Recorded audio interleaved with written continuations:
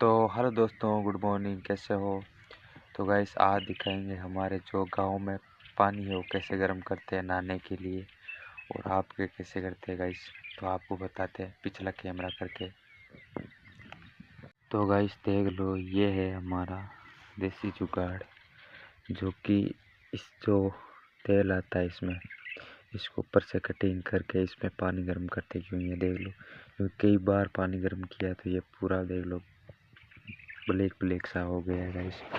और यहाँ पे देख लो, नहीं यहाँ पे लकड़ लगा के रखा है, और हमने 6 ईंट रख के बनाया था। ये 6 ईंट यहाँ पे और 2 पीछे है, और ये कुछ ऐसा है। देख लो यहाँ पे कितनी जो राख है वो पड़ी है।